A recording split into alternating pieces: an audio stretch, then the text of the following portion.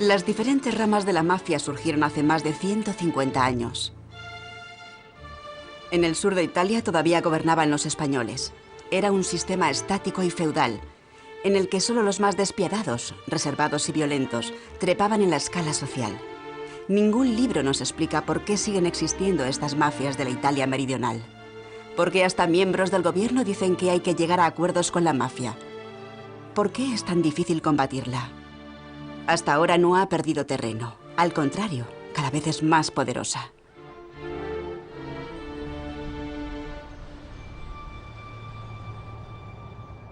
Italia es uno de los países más grandes e importantes de Europa.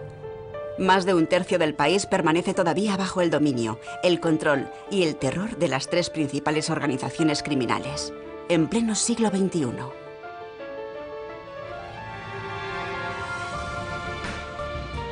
La mafia del sur de Italia. Episodio 2.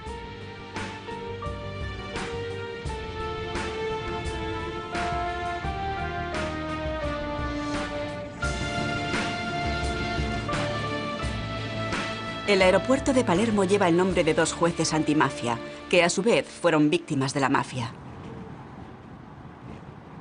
Esta es la autopista entre el aeropuerto y el centro de Palermo. Salida Capaci. En este punto, Giovanni Falcone, su mujer y 3 miembros de su escolta volaron por los aires con media tonelada de dinamita, el 23 de mayo de 1992. Responsable fue la Cosa Nostra, que traducido viene a ser Asunto Nuestro. Falcone se había acercado demasiado al asunto, la estructura interna de la mafia. Pocos años antes incluso se llegó a dudar oficialmente de la existencia de la mafia.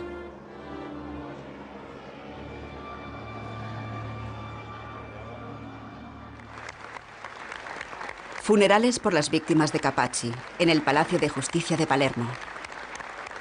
Con Giovanni Falcone, Italia había recuperado la esperanza de derrotar definitivamente a la Cosa Nostra. En los años 70 y 80 fueron asesinados decenas de jueces de instrucción, agentes de policía y carabinieri, periodistas y políticos que luchaban contra el régimen de la Cosa Nostra en Sicilia. Tras el atentado de Capaci, la batalla parecía perdida. Los jueces de instrucción de Palermo se definían a sí mismos como cadáveres ambulantes. Paolo Borsellino, colega de confianza y amigo personal de Falcone, sabía que estaba amenazado. Pocos meses después, el 19 de julio de 1992, Borsellino y sus 2 escoltas mueren en un atentado con coche bomba en el centro de Palermo. 9 años atrás, otro juez de instrucción, Rocco Chinnici, había sido asesinado junto con sus guardaespaldas mediante un coche bomba, también en Palermo. Este había enseñado a sus jóvenes colaboradores Borsellino y Falcone nuevos métodos para combatir a la mafia. La víctima y su forma de asesinato siempre deben interpretarse como mensaje. Y el contenido de este mensaje era: la mafia no puede ni debe ser desenmascarada o derrotada. El que lo intente acabará literalmente borrado del mapa. No quedará ni rastro de él. Y si es posible, ni siquiera el recuerdo.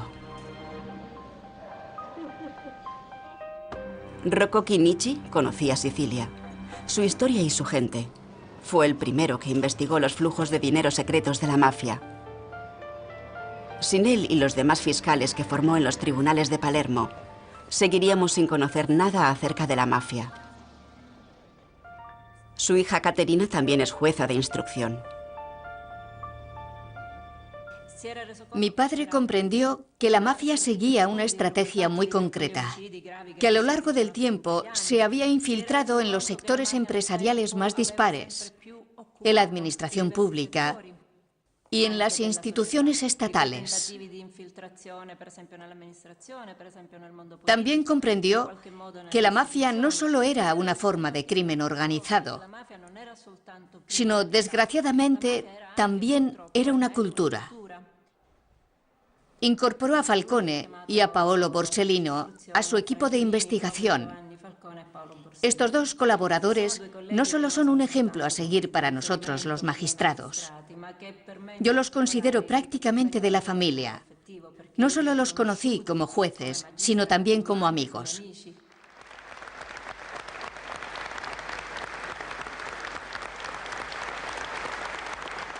¿Cómo se puede vivir con tan dolorosas pérdidas? Es como un dolor recurrente. A pesar de que hayan pasado tantos años, no se supera por completo. Tal vez se vuelva más íntimo, más oculto, pero siempre es un dolor muy intenso. Muchos jueces e investigadores antimafia llevan escolta personal desde hace más de 20 o 25 años. Y sus familias también, día y noche. Cuando eran estudiantes de Derecho no sabían lo que les esperaba. En aquella época no fue fácil comprender lo que sucedía en Palermo. Me refiero al periodo entre 1975 y 1982-83. Sí, había atentados mortales. Eran cosas que pasaban de verdad, pero nadie lo comprendía, porque la mafia era secreta. Nos vigilaba. Sentíamos su aliento en la nuca, pero no la veíamos. Giovanni Falcone logró que un capo de la mafia accediera a hablar. Pero ni las declaraciones del testigo principal fueron suficientes para llevar a juicio a la organización secreta. No había legislación suficiente. Una legislación que enfocara adecuadamente el fenómeno mafioso. Y aquello era una gran carencia. Además, la mafia tenía sus tentáculos en una buena parte de la política. Y no solo en la política, sino también en la magistratura y en la fiscalía. Y en todos los principales sectores profesionales, no solo a nivel local, sino también nacional. Aquel era el pantano al que Falcone hacía alusión, que lo hacía, por tanto, más complicado y peligroso. El diputado Pío Latorre es asesinado en 1982. Había introducido un proyecto de ley que castigaba cualquier relación con la mafia y que permitía la expropiación de los bienes de capos de la mafia condenados. La ley entró en vigor cuando el jefe de la policía, Alberto Dalla Chiesa, y su mujer fueron asesinados.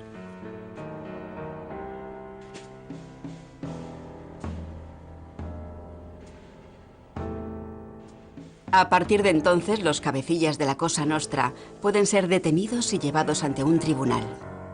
Su organización y su potente ejército secreto están bajo el punto de mira de los investigadores.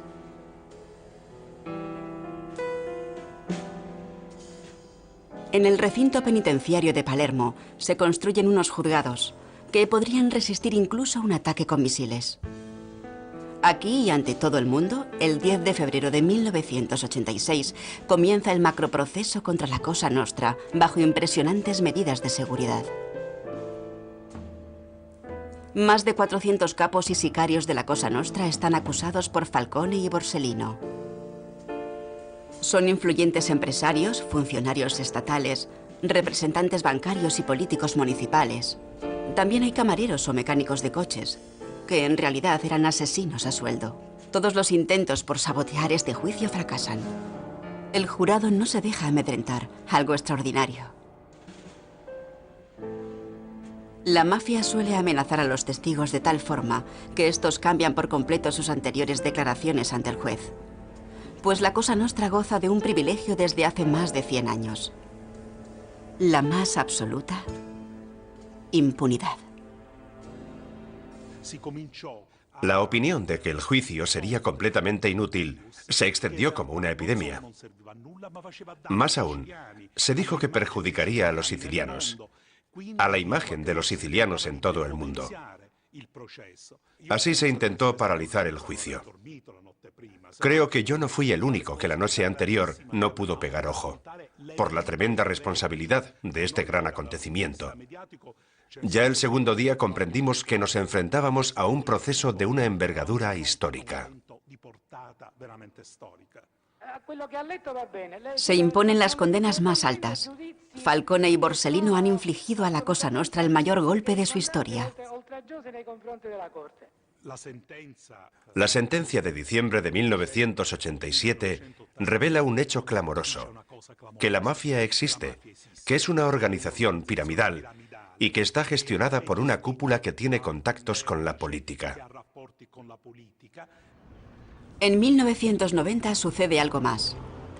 Las duras sentencias contra la Cosa Nostra son confirmadas por el Tribunal Supremo de Roma. Y no, como era habitual hasta entonces, anuladas por supuestos defectos de forma. Es toda una sensación. Un punto de inflexión en la historia de posguerra de Italia. La Cosa Nostra reacciona de inmediato. Empieza a asesinar políticos y capos de entre sus filas, que eran responsables de los contactos con la democracia cristiana, el partido que desde el final de la Segunda Guerra Mundial había gobernado Italia prácticamente en solitario y que estaba en franca decadencia. Falcone comprendió su significado inmediatamente y lanzó una alarma que nadie escuchó. Dijo: el volcán ha entrado en erupción, a partir de ahora puede pasar cualquier cosa. Y de hecho, Borsellino y él acabaron siendo asesinados. Es decir, en un solo año, la mafia dejó bien claro que seguía siendo protagonista, que tenía pleno control del territorio y de la vida de esta región. En 1993 aparece un político siciliano que crea un movimiento llamado Forza Italia. Y lo hace para Silvio Berlusconi, un amigo y empresario milanés. Este nunca dice con exactitud de dónde proviene su capital inicial. En 1994, Berlusconi se convierte en primer ministro de Italia.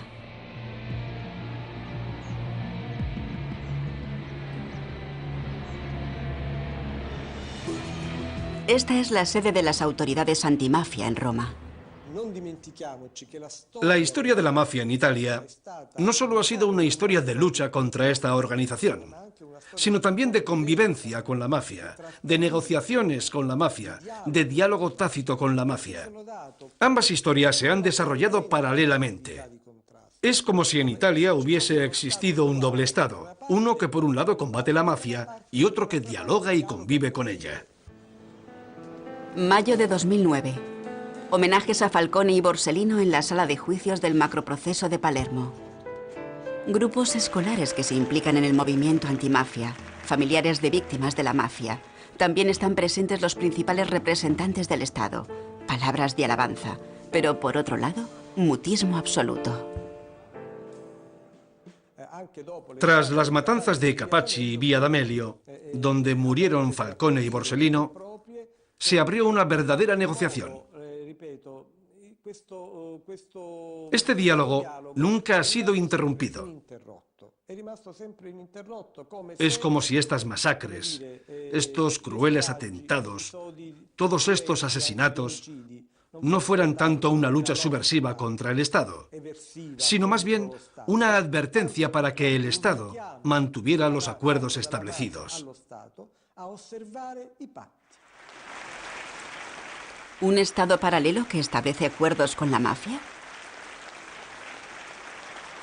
¿Qué significa esta terrible insinuación?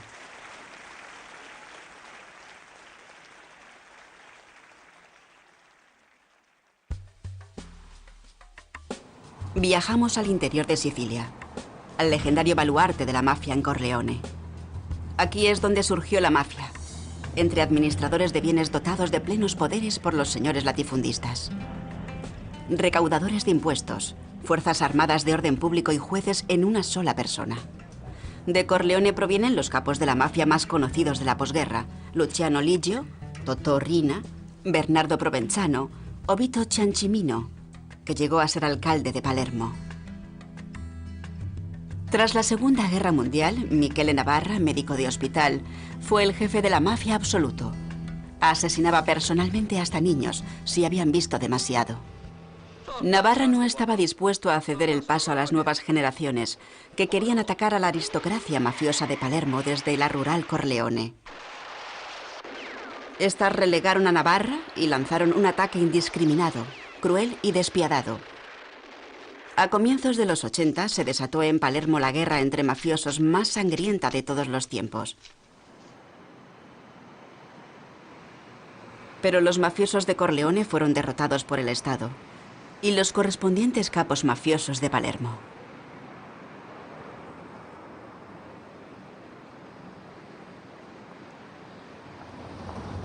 Posteriormente se instituyó en Corleone un centro internacional de documentación antimafia. La idea fue del entonces alcalde de Corleone. ¿Por qué se instituyó precisamente aquí? No solo para que quede constancia de que en Corleone existió la mafia más poderosa y cruel del mundo occidental, sino para que se recuerde que en Corleone se libró una enconada batalla documentada que abarca desde la lucha obrera sindical hasta la resistencia contra la mafia tras las matanzas. Y este es un testimonio palpable. Los archivos del macroproceso documentan una derrota de la mafia, no su final. Siempre ha resurgido. En esto tiene una larga tradición. A finales del siglo XIX, los braceros pobres y campesinos de Sicilia se organizaron bajo el mando del joven Partido Socialista. El núcleo del movimiento estuvo en Corleone. El lema era: la tierra es para el que la trabaja. El Estado reprimió brutalmente este movimiento.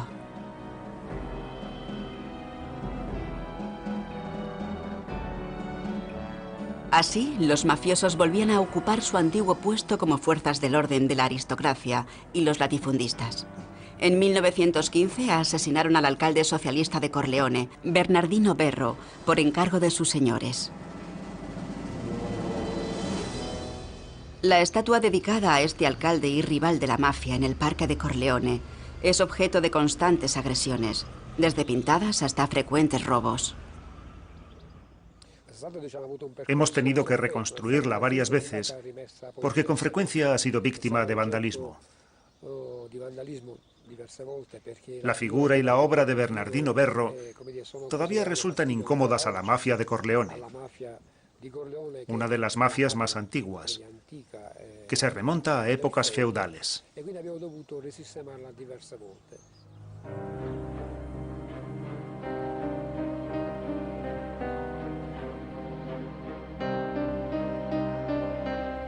Las oleadas de emigración de la Italia meridional tienen una larga historia. Cientos de miles emigraron a Estados Unidos. Entre ellos también viajaron los mafiosos, con su sentido para la organización secreta y su sangriento concepto del honor. Se infiltraron en las asociaciones de autoayuda para emigrantes italianos y pronto fueron más fuertes que las bandas criminales de los judíos e irlandeses.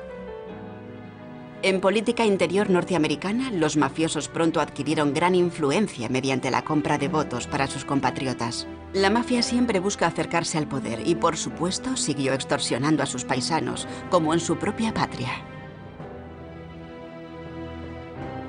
La opinión pública norteamericana rechazó abiertamente a estos delincuentes emigrados, mientras que en Palermo se vivía una situación de calma engañosa. De la mafia ni una palabra. A nivel cultural se comparaban con París y Londres. Hasta principios de 1893. En este año la mafia apuntó hacia lo más alto. El escritor y periodista palermitano Gianmauro Costa nos habla de la historia de Emanuele Notarbartolo, alcalde de Palermo y posteriormente director del Banco de Sicilia. El 1 de febrero de 1893 fue asesinado brutalmente en un tren por dos sicarios. Notarbartolo había destapado un desfalco del Banco de Sicilia a manos de mafiosos y miembros directivos. Él, a su vez, quería facilitar créditos a obreros y campesinos para la adquisición de tierras. Dos razones de peso para quitárselo de en medio. Tras el asesinato de Notarbartolo, por primera vez la palabra mafia dio la vuelta a Italia. Gianmauro Costa ha encontrado una correspondencia en la herencia de su familia. Una joven pariente que se trasladó a Milán en 1901 sigue el juicio contra el conspirador del asesinato de Notarbartolo. Su tía de Palermo está convencida de que la sospecha de que las clases dirigentes de Sicilia estuvieran implicadas en esta oscura mafia y en el asesinato de Notarbartolo es una mezquina propaganda de los italianos del norte. Ella escribe: ¿es que en el sur todos somos delincuentes retrasados e incultos, solo porque defendemos la decencia y la nobleza de nuestros hombres? ¿Qué se han creído esos desalmados del norte? Y su sobrina le contesta: Dios mío, se trata solo de hacer justicia. El tono de las cartas va subiendo. El conflicto entre norte y sur divide a las familias. El comitente del asesinato, un político siciliano con conexiones a la mafia, es absuelto en 1904. Toda Sicilia lo celebra. 12 de marzo de 1909. La Piazza Marina de Palermo. Un hombre es tiroteado.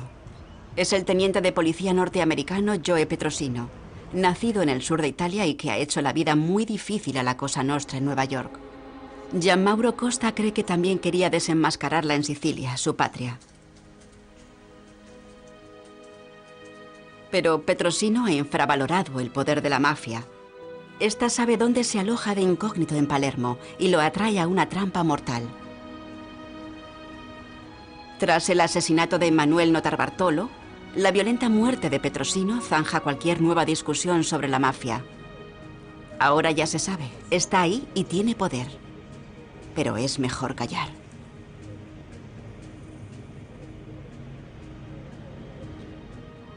El ceremonioso entierro del policía en Nueva York, con 200.000 participantes, no cambia las cosas. Petrosino está muerto, la mafia sigue viva y cada vez más poderosa. Habrá que llegar a un acuerdo con ella. Esta postura se mantiene hoy en día. Cuando la mafia llamaba la atención por sus acciones violentas, sus hechos se atribuían a bandas criminales.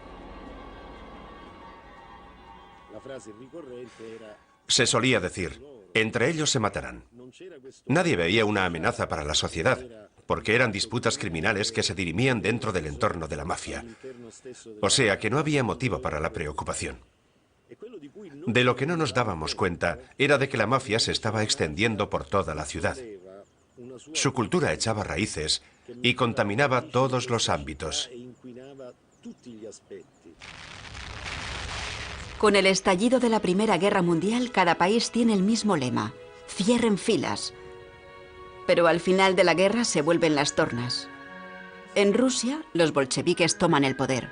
En Europa Occidental surgen partidos comunistas y una nueva esperanza para las esquilmadas masas del sur de Italia. En toda Sicilia se producen huelgas, levantamientos y ocupaciones de tierras.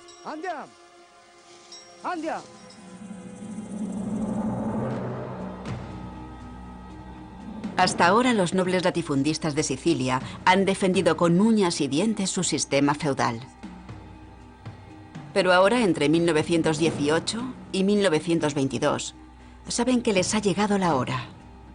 Ni siquiera la mafia puede defenderlos de estas masas políticamente organizadas y disciplinadamente combativas.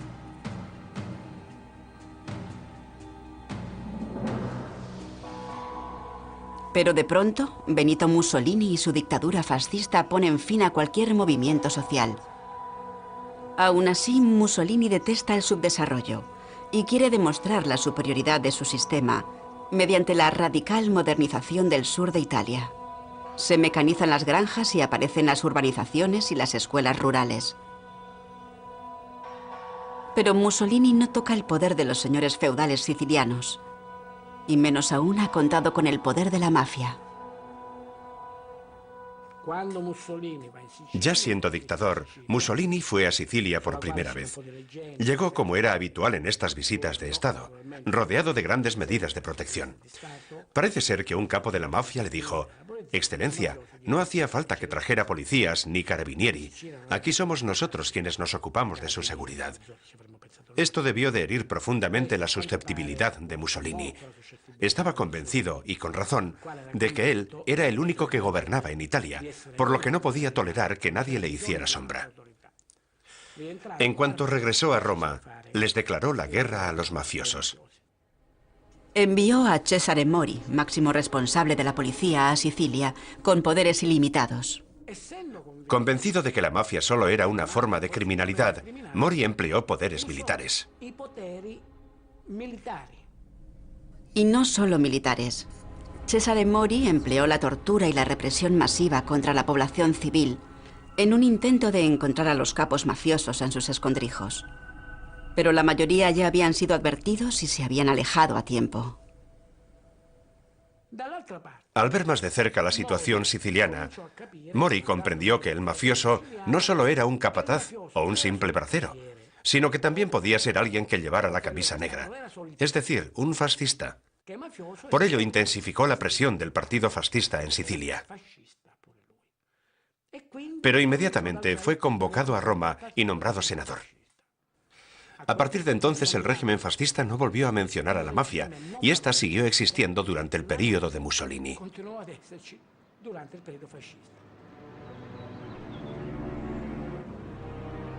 En verano de 1943, Mussolini es derrocado. La ideología del fascismo se derrumba, al igual que su imperio del latrocinio. Las mafias del sur de Italia respiran con alivio. Empieza su época dorada. Entretanto, en Estados Unidos, la rama norteamericana de la Cosa Nostra ha llegado a la cumbre gracias a los beneficios del contrabando de alcohol durante la prohibición y el nuevo negocio de las drogas.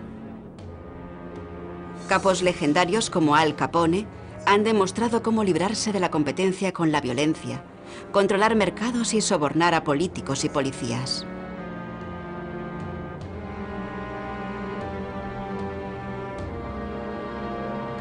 Hay uno que milagrosamente sobrevive a las matanzas internas de las mafias. De ahí su nombre, Lucky Luciano.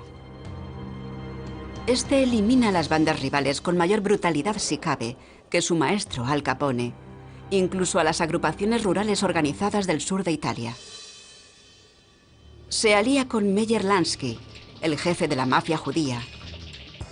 Con profesionales de todos los orígenes, conquistan los negocios ilegales más rentables de Estados Unidos. Hasta los que habían estado en manos de la mafia siciliana, como la prostitución.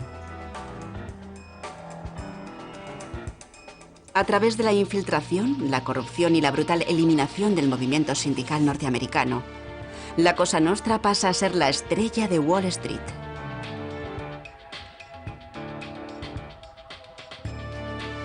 Para las masas de desempleados generadas por la crisis económica mundial, la mafia es uno de los pocos que ofrecen trabajo remunerado. Entonces, la mafia reclutaba a sectores del Estado para parar los actos de sabotaje en el puerto de Nueva York. Finalmente, los servicios secretos de la flota estadounidense se ponen en contacto con Lucky Luciano, que ha sido condenado legalmente a décadas de prisión. Los aliados están preparando la invasión de Sicilia. Luciano es requerido para preparar los contactos con la cúpula de la mafia. Los militares no se andan con miramientos. ¿Acaso los mafiosos no fueron perseguidos por Mussolini? Es decir, ¿en el fondo no son antifascistas y fanáticos anticomunistas? Tras la invasión del sur de Italia, los aliados necesitan orden y tranquilidad para proseguir con su campaña hacia el norte. Nada de levantamientos sociales. Apuestan por capos de la mafia como Don Calò Vicini.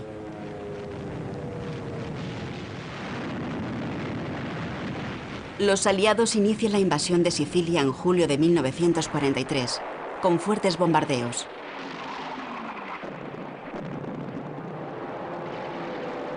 Hacia el final de la Segunda Guerra Mundial se lleva a cabo una de las operaciones más secretas hasta entonces. Inmediatamente después del aterrizaje, los mandos norteamericanos convocan a los emisarios de la mafia a bordo de sus buques de guerra. Es el gran momento de la mafia. En tierra no hay ningún problema, al contrario. Entre los soldados estadounidenses hay muchos descendientes de emigrantes sicilianos. La confraternización entre sicilianos y norteamericanos se produce rápidamente y durará hasta nuestros días.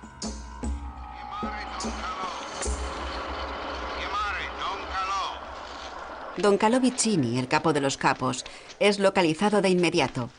Este hombre de apariencia tosca tiene sus manos metidas en todos los negocios lucrativos de la isla. Algunos de sus parientes son sacerdotes. Tiene contacto directo con el cardenal y también con el Vaticano. Para el pueblo llano, Don Calò es casi un santo.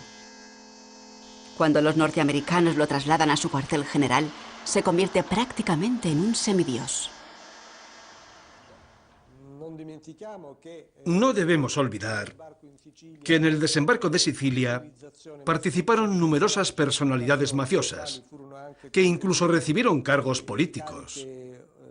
Fueron nombrados alcaldes de diferentes pueblos y así, de algún modo, quedaron legitimados. Don Carlo Vicini, el mando militar superior se complace en nombrarle alcalde de Villalba.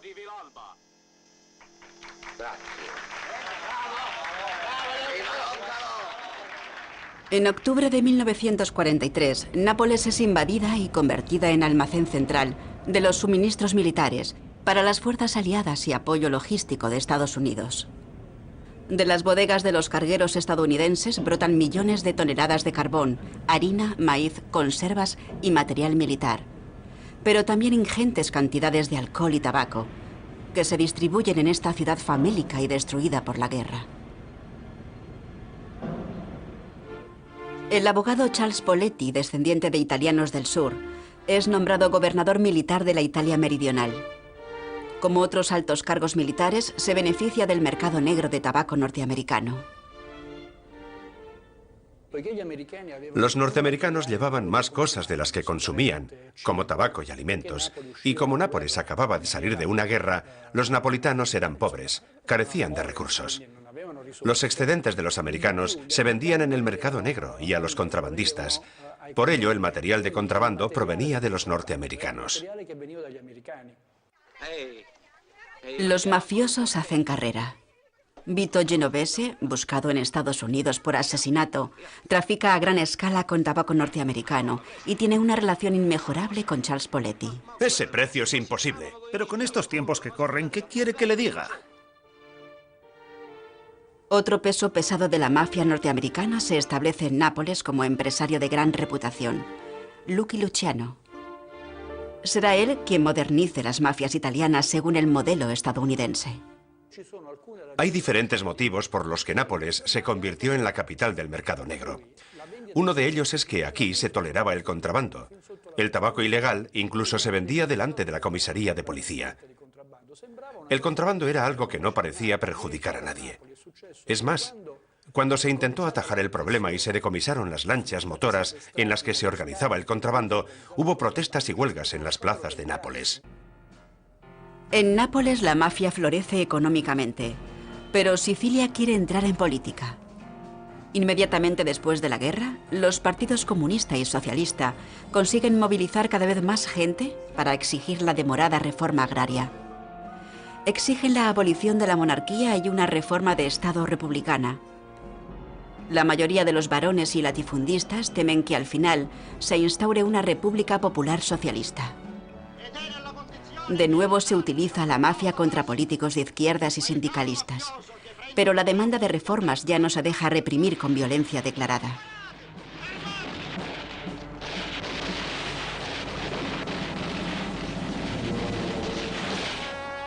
Cuando los partidos de izquierdas ganan las primeras elecciones regionales libres de Sicilia, la situación se tensa. El 1 de mayo de 1947 se prepara una fiesta popular para celebrar el triunfo electoral en Portela de la Ginestra, en la región de Palermo. Los señores feudales tiemblan ante la idea de entregar la isla al Estado Nacional de Italia. Exigen al gobierno norteamericano que declare Sicilia Estado número 49 de Estados Unidos.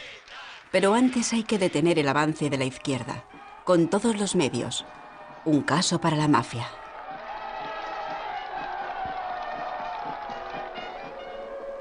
La mafia se pone en contacto con Salvatore Giuliano, el carismático jefe de un grupo de malhechores muy activo por aquel entonces.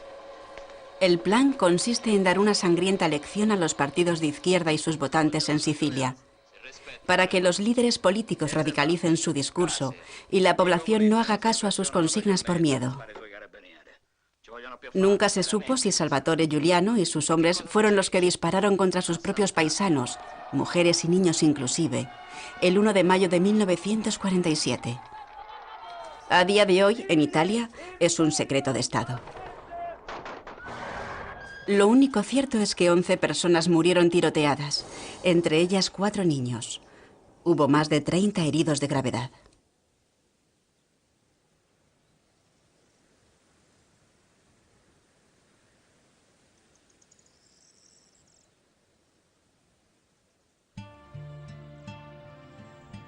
El propio Salvatore Giuliano y su hombre de confianza fueron asesinados después de la masacre.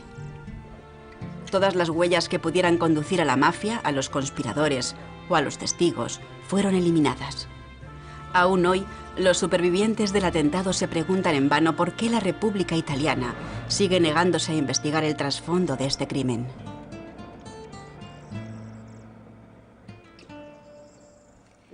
Mi madre fue una de las primeras en caer. No dijo nada, ni siquiera un nada.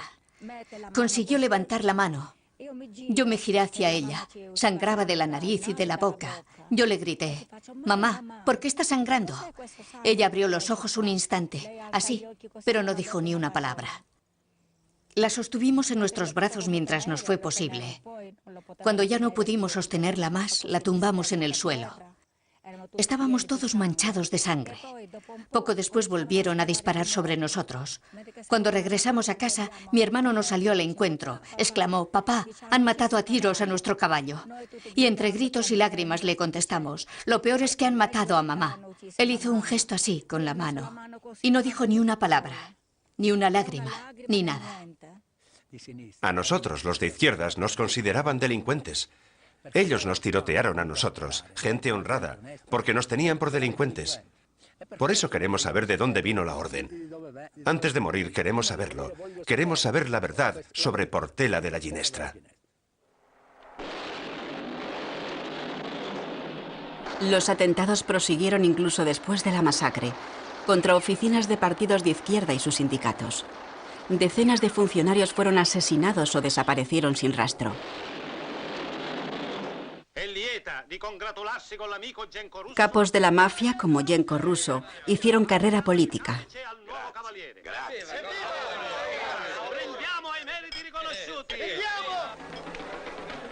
Don Calò Vicini fue tratado como jefe de Estado por los cardenales.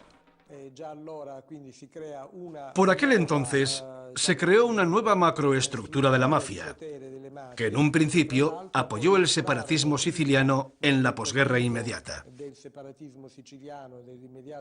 Y tras el acuerdo de 1948 con la democracia cristiana, renegaron del intento de separatismo. Entraron a formar parte del Estado con pleno derecho y establecieron vínculos con los partidos principales de la nueva república. Ciudadanos, votad por el número 8 de la lista de democristianos. Votad a Genco Russo. Votad a Genco Russo. Número 8 de la lista de la democracia cristiana. El cavaliere Giuseppe Genco Russo. 20 años después, en 1968, el panorama vuelve a ser turbulento. El sistema de poder de la democracia cristiana entra en crisis. Se llega a sopesar un golpe militar. La razón es que miles de trabajadores jóvenes del sur van al norte a trabajar, donde son explotados por las grandes industrias. Sus importantes revueltas cuentan con el apoyo de los estudiantes de izquierdas.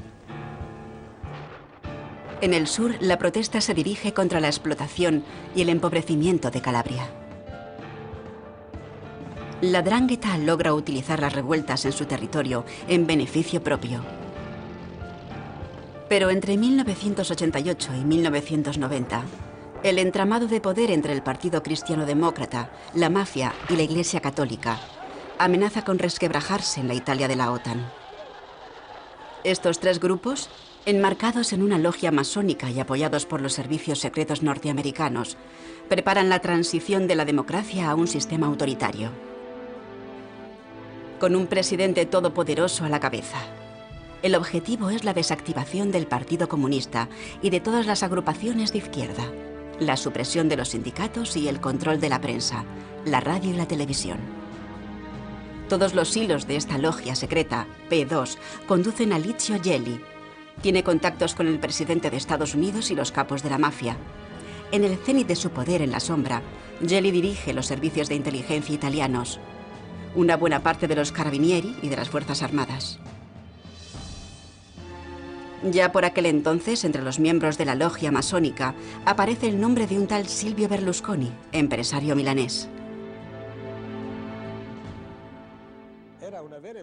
Era una logia masónica pura y dura, pero con objetivos discutibles, en la que participaba un gran número de representantes de las instituciones, sobre todo de los servicios secretos, pero también del mundo judicial y de las fuerzas de orden público.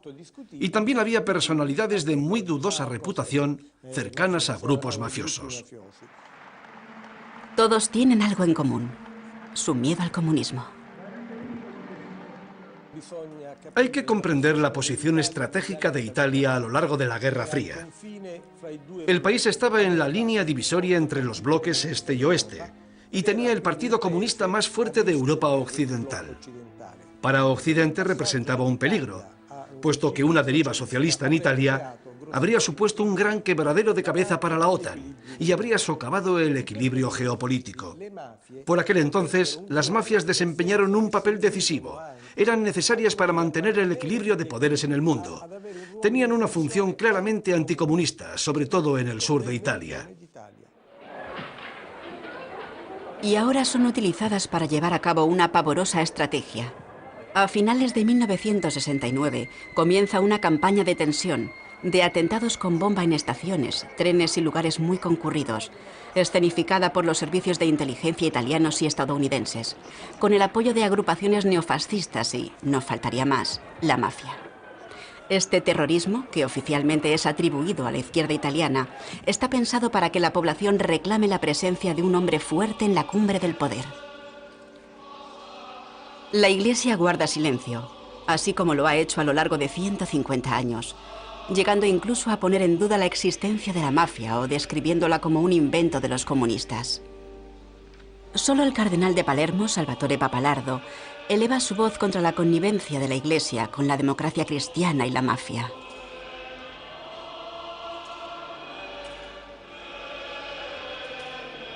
Uno que presuntamente no ha querido tener nada que ver con todo esto es Giulio Andreotti, el 7 veces primer ministro de Italia, uno de los primeros democristianos y pupilo del Vaticano. Deja entrever por qué desde 1945 la Iglesia y la democracia cristiana se han aliado con todos los grupos anticomunistas, entre ellos la mafia.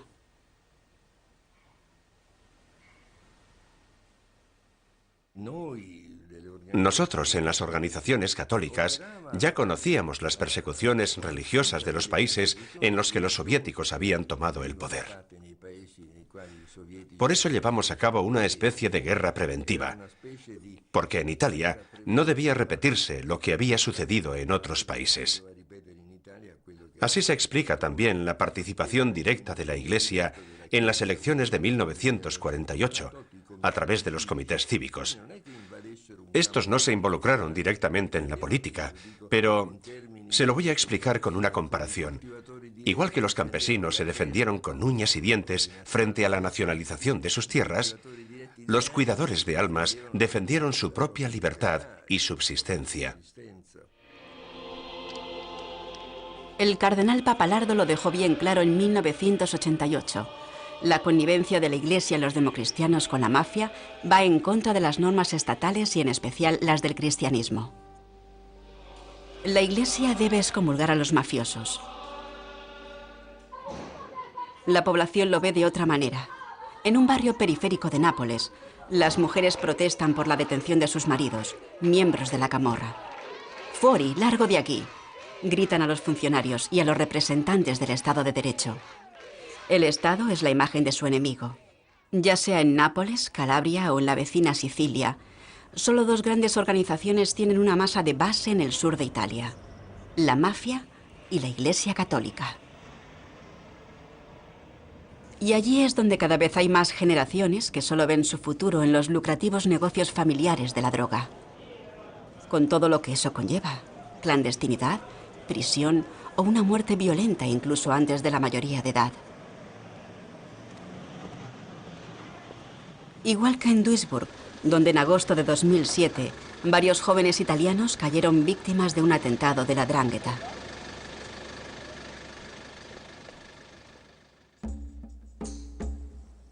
Durante mucho tiempo no se prestó atención a la 'Ndrangheta calabresa. Luego fue profundamente infravalorada. Hoy es la mafia más fuerte y peligrosa. En aquella época, la mafia calabresa no disponía de los recursos económicos para entrar en el mercado de la droga. Era una mafia de una región relativamente pobre y atrasada. Tuvo que hacerse con un patrimonio inicial para entrar en el mercado de la droga, y lo hizo a través del negocio de los secuestros personales. Después de 10 años de secuestros, se calcula que fueron cientos, logró acumular el capital necesario para entrar en el gran mercado internacional de las sustancias estupefacientes. Pese al descomunal despliegue del ejército y la policía, prácticamente ninguno de los secuestrados es rescatado en el agreste interior de la Calabria. La 'Ndrangheta invierte el dinero de los rescates en empresas de construcción para sacar tajada del multimillonario proyecto de la autopista entre Salerno y Reggio Calabria. La 'Ndrangheta está tan profundamente enraizada en el catolicismo que sus clanes organizan su asamblea anual en un lugar de peregrinación mariana, en el Aspromonte. La expansión global de la 'Ndrangheta no solo se debe a la fuerte presión migratoria, también es una decisión consciente de sus clanes.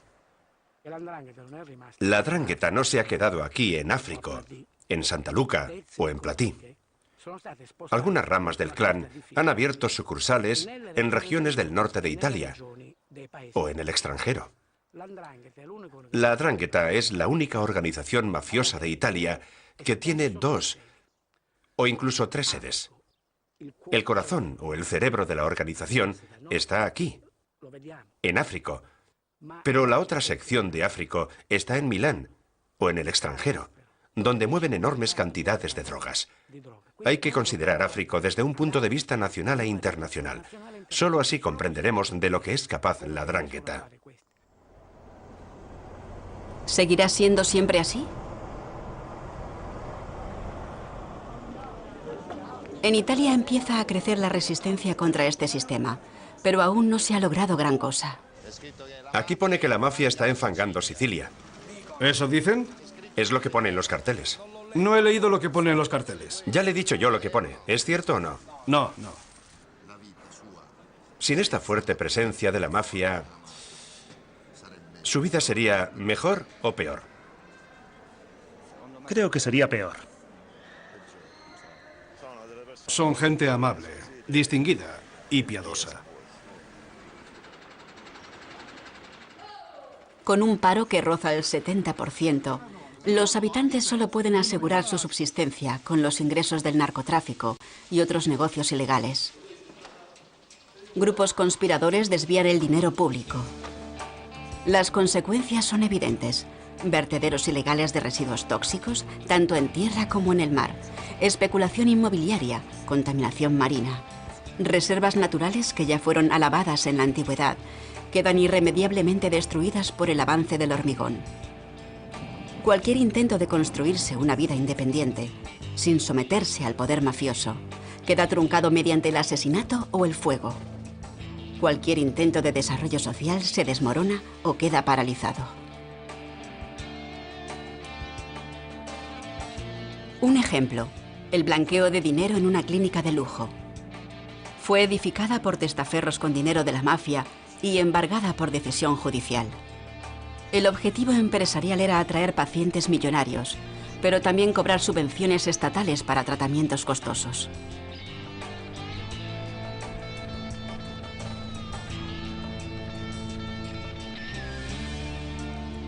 Además de la corrupción y el nepotismo, otro problema del sistema de salud pública es la incompetencia de su administración. Faltan médicos cualificados y personal sanitario.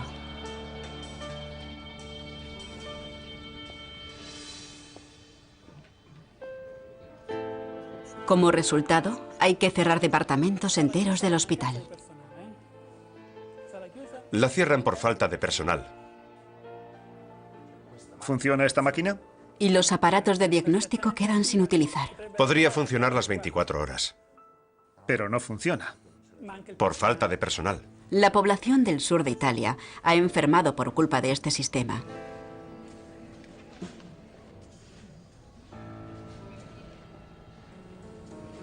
Las autoridades antimafia no se hacen ilusiones.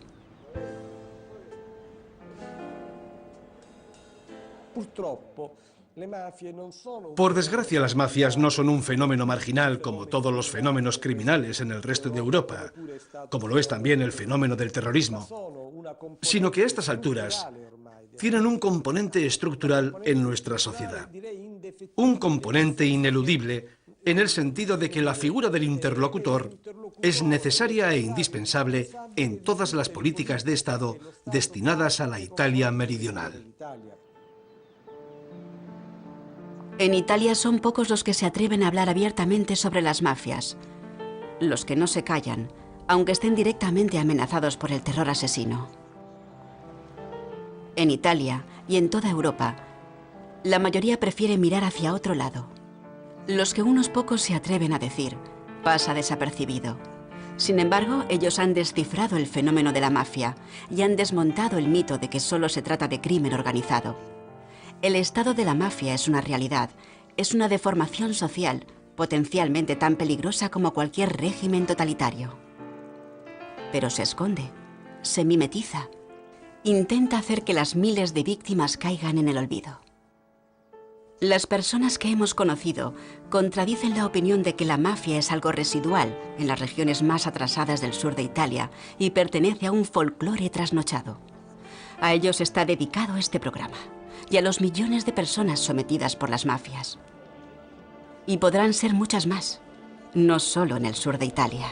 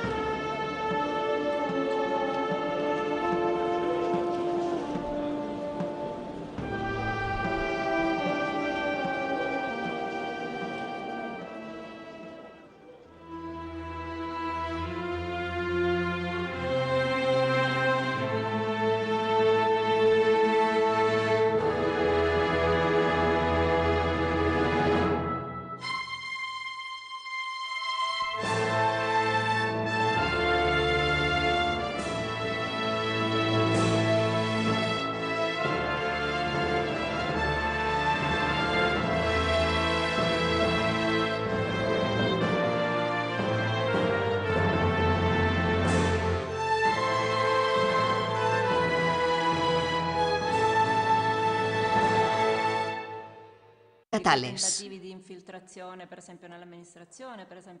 También comprendió que la mafia no solo era una forma de crimen organizado, sino, desgraciadamente, también era una cultura.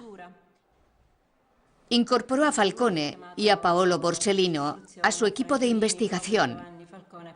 Estos dos colaboradores no solo son un ejemplo a seguir para nosotros los magistrados. Yo los considero prácticamente de la familia. No solo los conocí como jueces, sino también como amigos.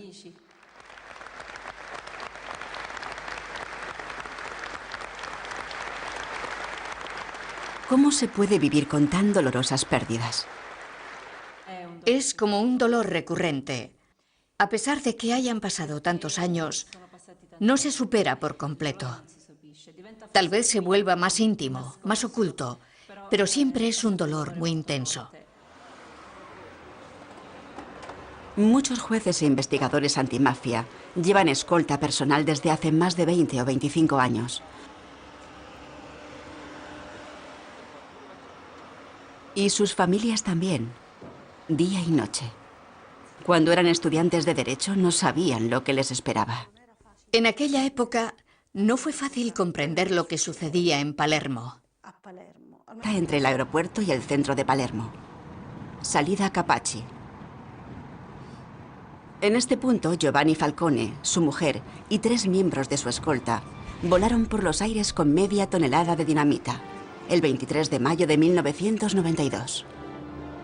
Responsable fue la Cosa Nostra, que traducido viene a ser Asunto Nuestro. Falcone se había acercado demasiado al asunto, la estructura interna de la mafia. Pocos años antes, incluso se llegó a dudar oficialmente de la existencia de la mafia.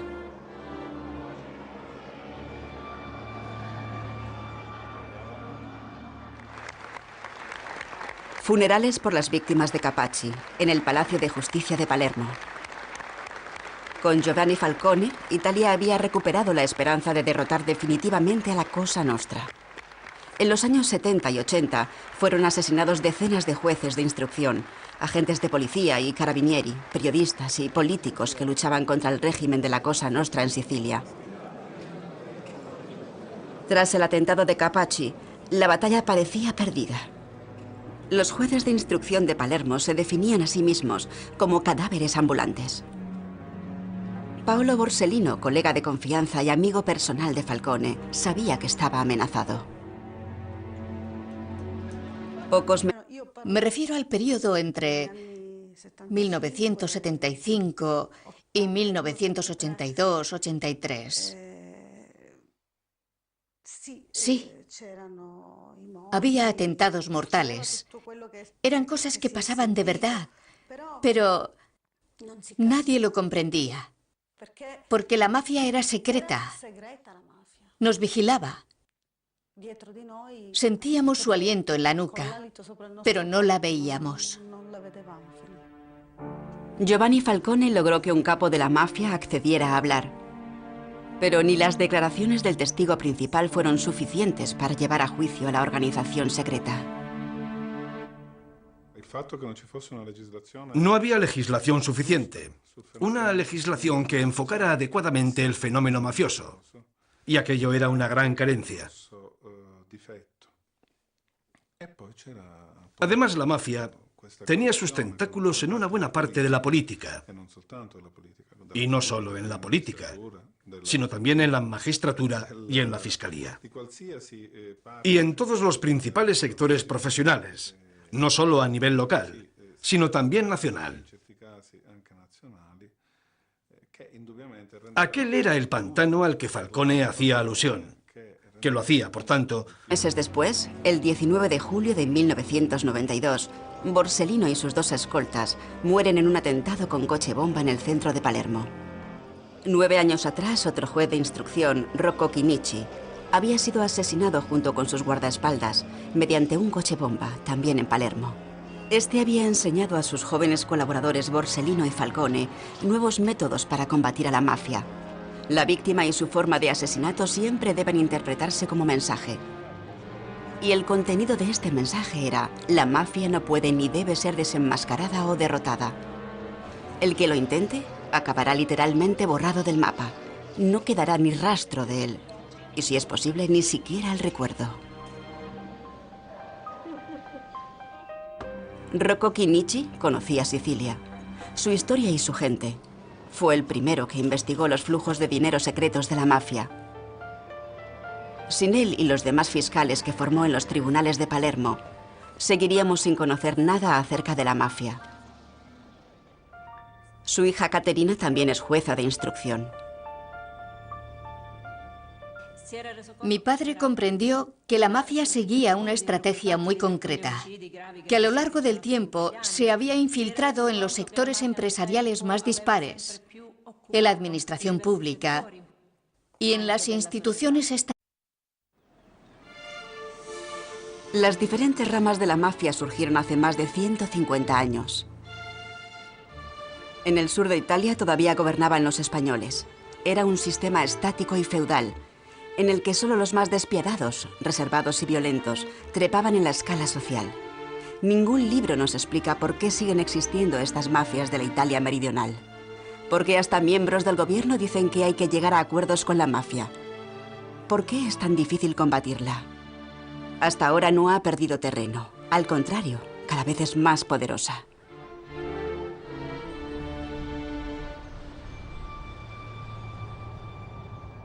Italia es uno de los países más grandes e importantes de Europa. Más de un tercio del país permanece todavía bajo el dominio, el control y el terror de las 3 principales organizaciones criminales, en pleno siglo XXI.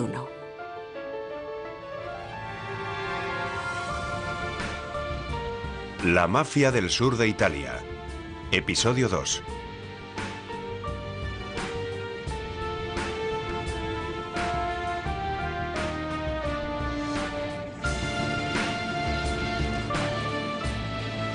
El aeropuerto de Palermo lleva el nombre de 2 jueces antimafia, que a su vez fueron víctimas de la mafia. Esta es la autopista